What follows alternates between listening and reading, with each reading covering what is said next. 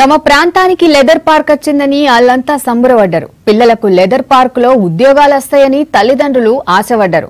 Park ఓపైనే నిరుద్యోగులంతా training కూడా తీసుకున్నారు.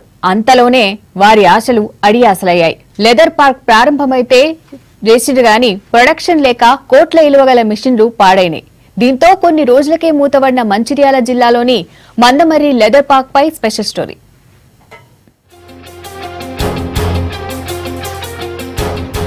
ఇది మంచిర్యాల జిల్లా మందమర్రిలో ఉన్న mini leather park. Leather industry development of corporation of Andhra Pradesh limited ఆధ్వర్యంలో లెదర్ పార్క్ నిర్మాణం జరిగింది.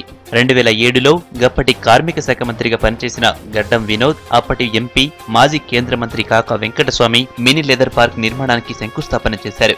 2009లో సీఎం వైఎస్ రాజశేఖర రెడ్డి చేతుల మీదుగా మినీ లెదర్ పార్క్ ప్రారంభమైంది. మినీ లెదర్ పార్క్ రావడానికి వినోద్, కాకా వెంకటస్వామి కృషి చేశారని నిరుద్యోగులు చెబుతున్నారు.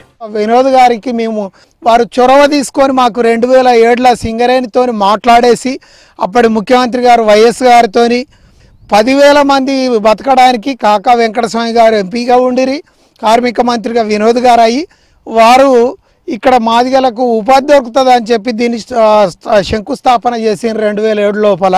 ఆ ఫ్యాక్టరీ నేటికి ఎందుకు తెరుచుకోలేదంటే 1/70 యాక్ట్ ఒకటి అడ్డం ఉండి ట్రైబల్ వెల్ఫేర్ కమిషనర్ నుండి నో అబ్జెక్షన్ సర్టిఫికెట్ లేక ఇది ఆగిపోయినది. ఒక సాక్షాత్ ముఖ్యమంత్రి గారు చేసినా కూడా వందలాది మందికి ఉపాధి దొరుకుతుందనే ఉద్దేశంతో ప్రభుత్వం మినీ లెదర్ పార్క్ ను ఏర్పాటు చేసింది. 2 నెలలు 800 మంది దళితులు బూట్లు, చెప్పులతో పాటు ఇతర లెదర్ వస్తువుల తయారీపై ట్రైనింగ్ కూడా తీసుకున్నారు. శిక్షణ తర్వాత లెదర్ పార్క్ లో ఉద్యోగాలు చేసుకోవచ్చని కొందరు, స్వయంగా షాపులు పెట్టుకుని ఉపాధి చూసుకోవచ్చని మరికొందరు ఆశపడ్డారు. కానీ వారి ఆశలు ఆవిరయ్యాయి.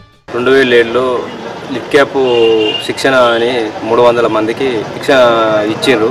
ఈ శిక్షణ ఇచ్చుడు వరకే కానీ అక్కడ ఒక భవనం అనేది కట్టిండ్రు. అందులో మిషనరీస్ కూడా లేవు, ఏది లేవు. ఈ మిషనరీలు ఎటు పోయినాయి అనేది ఎవరు చెప్పలేదు. దయచేసి ఇప్పుడు కేసీఆర్ గారు అన్న దీన్ని కొంచెం కుల పరిశ్రమ ఓపెన్ చేయాలని, మా నిరుద్యోగులను ఆదుకోవాలని. ప్రభుత్వం లెదర్ పార్కును ఏర్పాటైతే చేసింది కానీ ఉత్పత్తిని పూర్తి స్థాయిలో ప్రారంభించలేదు. దీంతో కోట్లాది రూపాయలతో కొనుగోలు చేసిన యంత్రాలు మూలకు పడ్డాయి. 2009 నుంచి తెలంగాణ ఉద్యమం టైంలో ఆంధ్ర పాలకుల తీరుతో లెదర్ పార్క్ పూర్తిగా మూతపడింది.